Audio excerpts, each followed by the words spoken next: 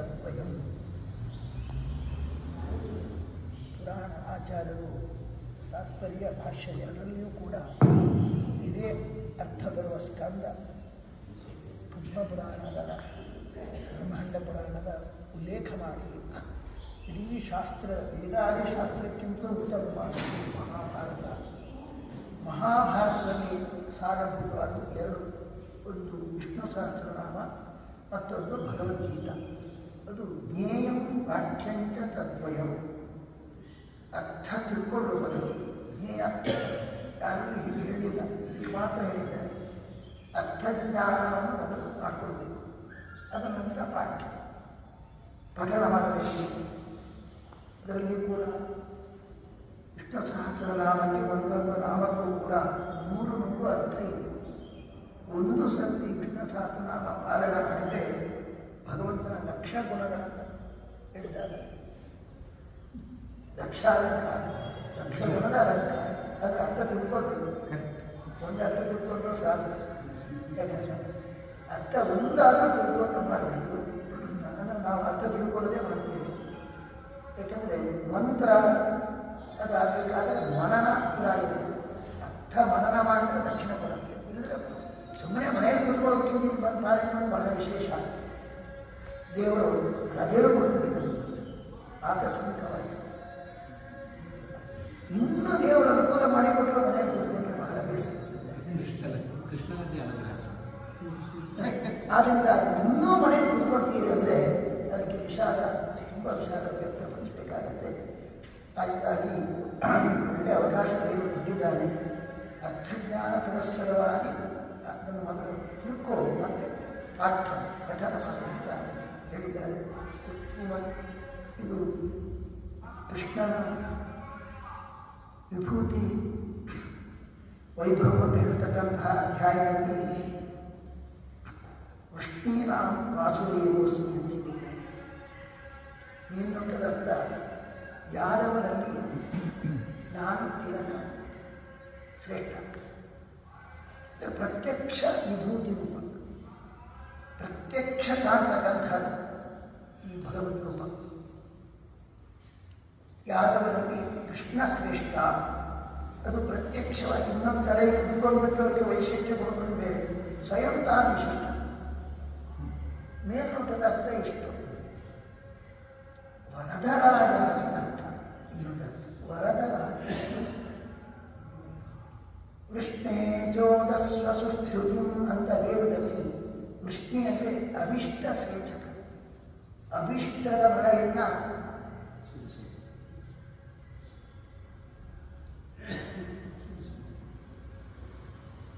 ಅಭಿಷ್ಟದ ಮಳೆಯನ್ನು ಸುರಿಸುವುದು ಅಂತಂತ ಭಕ್ತರಿಗೆ. ಅಭಿಷ್ಟದ ಮಳೆಯನ್ನು ಇತರ ರುದ್ರಾದಿ ದೇವತೆಗಳು, ಬ್ರಹ್ಮಾದಿ ದೇವತೆಗಳು ಸುರಿಸ್ತಾರೆ. ಆದರೆ ಸರ್ವಾಭಿಷ್ಟದ ಮಳೆಯನ್ನು ಸುರಿಸುವುದು ಪರಮಾತ್ಮ ಮಾತ್ರ. ಯಾಕೆ ಮೋಕ್ಷವನ್ನು ಕೊಡಲಿಕ್ಕೆ ಅವರಿಗೆ ಸರ್ವಾಭಿಷ್ಟ ಮಳೆಯನ್ನು ಸುರಿಸುವ ಹಾಗಾದರೆ ವೃಷ್ಣೀನ ಅಂದರೆ ಅಭಿಷ್ಟ ಸೇಚಿತವಾದ ದೇವತೆಗಳಲ್ಲಿ ವಾಸುದೇವ ನಾನು ಶ್ರೇಷ್ಠ. ಅದು ವಾಸುದೇವ ಶಬ್ದವನ್ನು ಹಾಕಿದ್ದು ಯಾಕೆ ಅಂದರೆ ಎಲ್ಲ ಅರ್ಥದ ರೀತಿ. ಧ್ರುವಬಲದ ವಾಸುದೇವ, ಧ್ರುವನಿಗೆ ಅನುಗ್ರಹ ಮಾಡಿದ ರೂಪ ವಾಸುದೇವ ರೂಪ. ಅವನಿಗೆ ಏನು ಕೊಟ್ಟ? ಚಿಕ್ಕ ವಯಸ್ಸಿನಲ್ಲಿ ಅಪಮಾನ ಮಾಡಿದ್ದಕ್ಕೆ ತಂದೆ ತೊಡೆಯಲ್ಲಿ ಅವನಿಗೆ ಸ್ಥಾನ ಸಿಗಲಿಲ್ಲ, ಅಪಮಾನ ಆಯಿತು. ನಾನು ಯಾರು ಎಲ್ಲರೂ ಇದ್ದ ಸ್ಥಾನ ಇರಬೇಕು ಅಂತ ಅವನಿಗೆ ಸಹಜವಾದ ಛಲ. ಚಿಕ್ಕ ವಯಸ್ಸಿನಲ್ಲೇ ಇತ್ತು, ಅಪಮಾನ ಮಾಡಿದ ಉಳಿತು ಅಂತ ತಾಯಿಯವರಿಗೆ ಒಳ್ಳೆ ಪ್ರೋತ್ಸಾಹ ಕೊಟ್ಟರು. ನಿನ್ನ ಹಿರಿಯರೆಲ್ಲ ಯಾರು? ಬ್ರಹ್ಮದೇವರು, ನಿನ್ನ ತಾತ ಸ್ವಯಂ ಎಲ್ಲ ದೇವರನ್ನ ಆರಾಧನೆ ಮಾಡಿ ಎತ್ತರಿಸ್ತಾನೆ ಹೇಳಿದ್ದು. ನೀನು ಅದನ್ನು ಅಭಿಷ್ಟದ ಪರಮಾತ್ಮನ ಆರಾಧನೆ ಮಾಡಿ ಎತ್ತರಿಸ್ತಾನೆ ಎಂಬುದನ್ನು ಹೇಳಿ ಪ್ರೋತ್ಸಾಹಿಸಿ, ಅದಕ್ಕೆ ತಕ್ಕಂತೆ ನಾರದರು ಅಪಮಾನ ಆಗೋದು ಒಳ್ಳೆಯ ಇದಕ್ಕೆ ಛಲ ಬರಲಿಕ್ಕೆ ದೇವರು ಅಪಮಾನ ಒಳ್ಳೆ ಸನ್ಮಾನ. ಯಾಕಂದರೆ ಅವನಿಗೆ ಛಲ ಬರಲಿಕ್ಕೆ ಆಗಬೇಕು. ನೋಡಿ ದೇವರು ಎಷ್ಟು ಒಳ್ಳೆಯದು. ಅವನು ಸಾಧನೆಗೆ ಒಂದು ಛಲ ಬರಲಿಕ್ಕೆ ಪ್ರೋತ್ಸಾಹ ಕೊಟ್ಟ ಮಕ್ಕಳು. ಅಪಮಾನದಲ್ಲಿ ತಾಯಿ ಪ್ರೋತ್ಸಾಹ, ಆಶೀರ್ವಾದ ತಕ್ಷಣವೇ ಮತ್ತು ದಾರಿಯಲ್ಲೇ ನಾರದರು ಅನುಗ್ರಹ. ಗುರು ಪ್ರಸಾದ ಆಯಿತು. ಅದರ ನಂತರ ಅಲ್ಲಿ ಹೋಗಿ ತಪಸ್ಸು ಮಾಡಿದರೆ ಅವನಿಗೆ ಇನ್ನಷ್ಟು ಆ ತಪಸ್ಸಿನ ಯಶಸ್ಸು ಸಿಕ್ಕಾಪಟ್ಟೆ ಬರಬೇಕಂತ ದೇವತೆಗಳೆಲ್ಲ ಮಾಯಾ ಸೃಷ್ಟಿ ಮಾಡಿ ಆ ತಾಯಿ ಅಳುವುದು ಈ ಪಾಪ ದೇವರಿಗೆ ತೊಳೆದು ಮತ್ತು ಹುಲಿ ಸಿಂಹ ರೂಪದಲ್ಲಿ ಇದು ಮಾಡೋದೆಲ್ಲ ದೇವರಿಗೆ ಇದು ಒಳ್ಳೆ ಬೆನಿಫಿಟ್. ಕಾರಣ ಏನಂದರೆ ತಪ್ಪಾಭಿಮಾನಿ ದೇವತೆಗಳು ಒಳಗಡೆ ಇಟ್ಕೊಂಡು ಹೆದರಬೇಡ ಅಂತ ಧೈರ್ಯ ತುಂಬುತ್ತಾ ಇದ್ದಾರೆ, ಹೊರಗಡೆ ಮಾತ್ರ ಆ್ಯಕ್ಟಿವ್. ಅಂದರೆ ಅವನಿಗೆ ವಿಘ್ನದ ನೆಪ ಅಂದರೆ ಇಂಥ ವಿಘ್ನ ಮಾಡಿದರೂ ಕೂಡ ಈ ಮಗು 5 ವರ್ಷ ಹುಡುಗ 6 ತಿಂಗಳಲ್ಲಿ ಅಚಲವಾದ ತಪಸ್ಸು ಮಾಡಿ ಭಗವಂತನ ಬಳಸಿಕೊಳ್ತು ಅಂತ ಅವನಿಗೆ ಕೀರ್ತಿ ಕೊಟ್ಟ. ಅತ್ತಾಗಿ ಹೊರಗಡೆ ಮನಸ್ಸು ಕೇಳಿದಂತೆ ನೋಡ್ಕೊಂಡ ತತ್ವಾಭಿಮಾನ ಬೇಕಂತ ದೇವತೆಗಳು ಆಗೋದಿಲ್ಲ. ದೇವತೆಗಳು ಅವನ ಕೀರ್ತಿ ಬರಲಿಕ್ಕೋಸ್ಕರ ಹಾಗೆ ಮಾಡಿದಂತೆ ನಾವು ಬೆಳೀತಾರೆ ಅಂತ ತಾತ್ಪರ್ಯದಲ್ಲಿ ಅಷ್ಟಾಯಿತು. ಅದರ ನಂತರ ದೇವರು ಬರುದ ಮಾತೇ ಬರಲಿಲ್ಲ. ಶಂಕರಿ ನೋಡಿ ವಾಲ್ಮೀಕಿ ಶಕ್ತಿ ತುಂಬಿಸಿ ಮಾತು ಬಳಸಿ ಸಾಧನೆ ಮಾನಸಿಕ.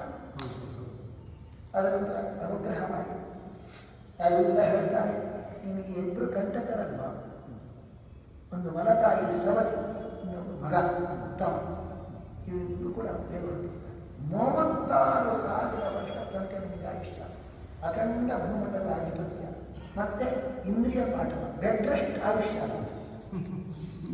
ದೀರ್ಘಾಯುಷ್ಯ ಅಂತ ಬದುಕಿದ್ದವರಿಗೆಲ್ಲ ಉಪದ್ರ ಕೊಟ್ಟು 100 ವರ್ಷ ಬದುಕಿದ್ರೆ ಏನು ಉಪಯೋಗ? ಬೆಡ್ ರೆಸ್ಟ್ನಲ್ಲಿದ್ದರೆ ಉಪಯೋಗ. ಬೆಡ್ ರೆಸ್ಟ್ ಇಲ್ಲದಿದ್ದಂತಹ ಒಳ್ಳೆ ಇಂದ್ರಿಯ ಪಾಠ ಬಿಟ್ಟು 36,000 ವರ್ಷ ಆಯುಷ್ಯ, ಅಖಂಡ ಭೂಮಂಡಲ ಆಧಿಪತ್ಯ, ನಿಷ್ಕಂಟಕ. ಇಂತಾಗಿ ಉತ್ತಮ ಎಂಬುವನು ಯಕ್ಷನ ಜೊತೆ ಯುದ್ಧ ಮಾಡಿ ಸಾಯ್ತಾನೆ. ಅವನ ಅನುಸರಿಸಿ ಮರತಾಯಿ ಹೋಗ್ತಾಳೆ, ಅವಳಿಗೆ ಕಾಡಿಗೆ ಸಾಯ್ತಾಳೆ. ಯಾವ ಕಂಟಕವೂ ಇಲ್ಲ. 36 ವರ್ಷ ಆಯುಷ್ಯ ಆದಿತ್ಯ. ಮತ್ತೆ ತನ್ನ ಮಗನ ಕೊಟ್ಟ, ಶಿಕ್ಷಣ ಕೊಟ್ಟು ಬಣ್ಣ ಭ್ರಮಿಯನ್ನು ತನ್ನ ಮಗಳನ್ನು ಕೊಟ್ಟ ಮದುವೆ. ಮತ್ತು ತನ್ನ ಶಿಕ್ಷಣ ಪುರಲೋಕ ಇರುವಸ್ತಾನ ಅಲ್ಲಿ ಸ್ಥಾನ ಕೊಟ್ಟ. ಅದನ್ನು ವಾಪಸ್ ಬಂದಿಕ್ಕಿಲ್ಲ. ಮತ್ತೆ ಮೋಕ್ಷವನ್ನು ಕೊಟ್ಟ. ಯಾರು ಮಾಡುವುದು ಮಾವನ ಮನೆಯಲ್ಲಿ ಗೌರವ ಎಷ್ಟು ಒಂದು ಯುಗಾದಿ ಒಂದು ದೀಪ. ಇವತ್ತಿಗೂ ಮಾವನ ಮನ ಶಿಕ್ಷಣ ಪುರದಲ್ಲೇ ಇದ್ದಾನೆ. ಎಷ್ಟು ಯಾರಿಗೆ ಪರಿಹರಿಸೋದು ಮೋಕ್ಷನ ಕೊಟ್ಟ. ನನ್ನ ತಾಯಿ ನನಗೆ ಒಳ್ಳೆ ಪ್ರೋತ್ಸಾಹ ಕೊಟ್ಟ. ಹೂಳು ಬಂದಿದ್ದು ನಾನು ಬರೋಣ ಮುಂದೆ ಹೋಗ್ತಾ ರೈಟ್. ಹಾಗಾಗಿ ಧ್ರುವ ಬರದ ವಾಸುದೇವ ಏನು ಮಾಡಿದ್ರಿ? ವಾಸುದೇವ ಏನು ಮಾಡಿದ? ಎಲ್ಲವನ್ನೂ ಕೊಟ್ಟ. ವಾಸುದೇವ ರಾಮ ಶತ್ರುತಾಂಬರ ರಾಮ ಆನಂದ ರೂಪ ವಿಶ್ವದೀವಾನ ಲೋಕಸ್ಥೈತಸ್ಮಾತ್ ತೇನ ರಾಮ ಅಂತ ಹೇಳಿದಾಗೆ ನಿಷ್ಪರಿಮಾಣ ಮಿತಿ ಪರಮಾತ್ಮ ಅನ್ಲಿಮಿಟೆಡ್, ಲಿಮಿಟ್ ಇಲ್ಲ, ಗುಣಕ್ಕೆ ಮಿತಿ ಇಲ್ಲ, ಅಪಾರವಾದ ನಿಸ್ಸೀಮ ಗುಣ ಸಂಪನ್ನ ಆನಂದ ರೂಪ, ಒಳ್ಳೆ ಥರದ ಜ್ಞಾನ ಪೂರ್ಣ, ಲೋಕಕ್ಕೆ ಆನಂದ ಕೊಟ್ಟ ಇಂತಹ ರಾಮನು ಶಸ್ತ್ರಕೃತಾಂಬರ, ಶಸ್ತ್ರಧಾರಿಗಳಲ್ಲಿ ರಾಮದೇವರು ಶ್ರೇಷ್ಠ. ಯಾಕೆ ಶಸ್ತ್ರಧಾರಿಗಳಲ್ಲಿ ರಾಮದೇವರು ಶ್ರೇಷ್ಠ? ಯಾಕೆ? ರಾಮದೇವರು ಒಂದು ಬಾಣ ತೆಗೆದಂತ ತೆಗೆದು ಬಿಟ್ಟ ಅಂದರೆ ರಾಮ ಬಾಣ ಅದು ವ್ಯರ್ಥ ಆಗುವುದೇ. ಶರಣಾಗತ ಏನು ಮಾಡಬೇಕು? ಪರೀಕ್ಷಿತ ಏನು ಮಾಡಿದ? ಬಾಣ ತೆಗೆದ ಹೌದು, ಅದು ಎತ್ತಿನ ಹೋಯ್ತು ಎತ್ತ ಹೆದರ್ಸ್ಲಿಕ್ಕಾಯ್ತು ಅಷ್ಟೇ, ಹೆದರ್ಸ್ಲಿಕ್ಕಾಯ್ತು. ಪೂರ್ತಿ ರಾಮದೇವ್ ಬಾಣ ತೆಗೆದು ಅಲ್ಲಿ ಸ್ವಂತ ರಾಜನಿಗೆ ಅವಕಾಶ ಕೊಡಲಿಲ್ಲ ಅಂತ ಕಣ್ಕೆಂಪು ಮಾಡಿದವರು ಬಾಣ ತೆಗೆದುಬಿಟ್ರು. ಶರಣಾಗತನಾಗಿಲ್ಲ, ಅವ್ರನ್ನ ಶರಣಾಗತನ ಬಡಿ ಹಾಗಿಲ್ಲ, ಆ ತೆಗೆದು ಬಾಣ ಏನು ಮಾಡಿದ್ರು? ವಿಫಲ ಆಗತ್ತಾ? ಆಗಿಲ್ಲ. ಅಲ್ಲೆಲ್ಲ ಬಂಜರ ಭೂಮಿ ಇತ್ತು, ಸಮುದ್ರದಲ್ಲಿ ಪಕ್ಕದಲ್ಲೆಲ್ಲ ಅಲ್ಲ ದೈತ್ಯ ಕುತ್ಕೊಂಡಿದ್ರಂತೆ, ಏನು ಬೆಳೀತಾ ಇಲ್ಲ. ಅಲ್ಲಿ ಬಾಣ ಬೀಳು, ಅಲ್ಲೆಲ್ಲ ಸತ್ತು ಹೋಯ್ತು ಜನರು, ದೈತ್ಯ ಸತ್ತು ಹೋದ್ರು. ಅಲ್ಲೇ ಮತ್ತೆ ಅವರಿಗೆ ಸಾರ ಬರ್ತಾರೆ. ಆ ಬಾಣ ಪ್ರಯೋಗ ಮಾಡಿ ಪರಪುಷ್ಪಗಳನ್ನು ಸೃಷ್ಟಿ ಮಾಡ. ಅದಕ್ಕೆ ಹೇಳಿ ರಾಮದೇವರು ಬಾಣ ತೆಗೆದ್ರೆ ಅವ್ರನ್ನ ಶರಣಾಗತನಾಗಲ್ಲ. ಬಾಣ ತೆಗೆದ ಬಾಣ ವಿಫಲ ಆಗೇ ಇಲ್ಲ. ಎಲ್ಲಿ ಬಿಟ್ಟಲ್ಲ ಬಿಟ್ಟ. ಬಂಜರ ಭೂಮಿ ಬಿಟ್ಟು ಅಲ್ಲೆಲ್ಲ ದೈತ್ಯದನ್ನೆಲ್ಲ ಸತ್ತು ಹೋಗಿ ಅಲ್ಲೇ ಸಾರ ಬಾಣದಿಂದ ಸಾರ ಪ್ರಯೋಗ ಮಾಡಿದ. ಪರಪುಷ್ಪ ಸೃಷ್ಟಿ ಮಾಡಿದ. ಅಮೋಘ ಜ್ಯೇಷ್ಠ ರಾಮದೇವರು ಇರದಂತಹ ಶಸ್ತ್ರ ಸಮೃದ್ಧಿಗೂ ಕಾರಣವಾಯಿತು. ಅದಕ್ಕೆ ರಾಮದೇವರು ಶಸ್ತ್ರಧಾರಿಗಳಲ್ಲಿ ಶ್ರೇಷ್ಠ. ಸ್ರೋತಸಾಮಸ್ಮಿ ಜಾಹ್ನವಿ, ಹರಿತಕ್ಕಂತಹ ನದಿಗಳಲ್ಲಿ ಜಾಹ್ನವಿ ಶ್ರೇಷ್ಠ, ಗಂಗಾ ಶ್ರೇಷ್ಠ. ಯಾಕೆ? ನಾನು ಅಲ್ಲಿ ಜಾಹ್ನವಿ ಎಂಬ ವಿಭೂತಿ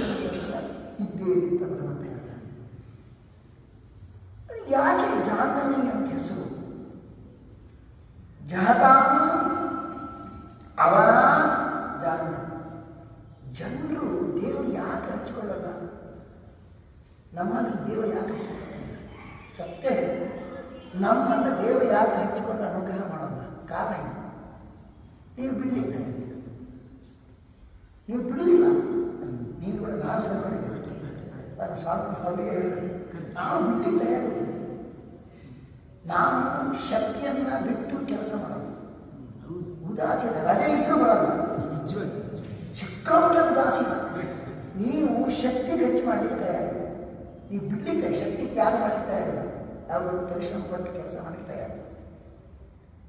ಮತ್ತು ದಾನ ಧರ್ಮದಲ್ಲಿ ಸ್ವಭಾವಕ್ಕೆ ಬೇಕಾದ ಎಷ್ಟು ಬೇಕಾದ್ರೂ ಖರ್ಚು ಮಾಡ್ತೀವಿ. ಪದವಿಗೋಸ್ಕರ ಸಮಾಜಮುಖಿಯಾಗಿ ಸೇವೆ ಮಾಡಿ ತ್ಯಾಗ ಮಾಡಲಿಕ್ಕೆ ತಯಾರಿಲ್ಲ, ಮನೆ ಬಿಟ್ಟಲ್ಲಿ ತಯಾರಿಲ್ಲ. ಎಲ್ಲ ಹಂಚಿಕೊಂಡಿದ್ದೀರ. ದೇವರು ಯಾವಾಗ ನೀವು ಅವರನ್ನು ಹಂಚಿಕೊಂಡಿದ್ದೀರಿ, ಹೀಗಾಗಿ ನೀವು ಯಾಕೆ ಹಂಚಿಕೊಂಡಿದ್ದಾರೆ? ಯಾಕೆ ಹೇಳ್ತಾರೆ? ಸುಮ್ಮನೆ ತಮಾಷೆಗೋಸ್ಕರ ಹೇಳಿದ್ದಾರ. ಜಹದಾಮನ ತಲೆ ಕೆಡಿಸಿಕೊಂಡು ಅಲ್ಲೇ ಹಂಚಿಕೊಂಡು ಬಿಟ್ಟರೆ ದೇವರಿಗೆ ಸ್ವೀಕಾರ ಮಾಡೋದೇ ರಕ್ಷಿಸಲ್ಲ. ಯಾಕೆ ದೇವರಿಗೆ ಮೋಸ ಮಾಡಲಿಲ್ಲ, ಬೇರೆ ಯಾರಿಗಾದ್ರೂ ಮೋಸ ಮಾಡಿ ಅದೆಷ್ಟು ಎಷ್ಟು ಮಾಡ್ತೀವೋ ಅಷ್ಟಷ್ಟು ಬರಬೇಕು. ಆದ್ದರಿಂದ ನೀವು ಬಿಚ್ಚಿ ಶ್ರಮ ಪಡಬೇಕು. ಯಾವ ಅಸಾರೋ ಅದನ್ನು ಅಸಂಕ್ರಾಂತಿ ಓಡಿಬಿಡ್ಬೇಕು. ದೇವರನ್ನು ಒಳ್ಳೆಯ ದೃಷ್ಟಾಂತ ಯಾವುದು? ಅಖಂಡ ಭೂಮಂಡಲಾಧಿಕತೆ ಇತ್ತು. ನಾಳೆ 7 ವರ್ಷದೆಲ್ಲ ಬಿಟ್ಬಿಡ್ಬೇಕು ಅಂತ ಗೊತ್ತಾಯಿತು. ಯಾರಿಗೆ ಪರೀಕ್ಷೆ ಏನು ಮಾಡಿ ಏನಾದರೂ ಅಡ್ಜಸ್ಟ್ ಮಾಡಿಕೊಂಡು ಸ್ವಲ್ಪ ಹೋಮ ಹವನ ಮಾಡಿಸಿ, ಮೃತ್ಯುಂಜಯ ಹೋಮ ಮಾಡಿಸಿ, ನೀವು ಪೋಸ್ಟ್ ಮಾರ್ ಮಾಡಿಸಿ. ಯಾಕಂದರೆ ಆಯ್ಕೆ ವಸ್ತು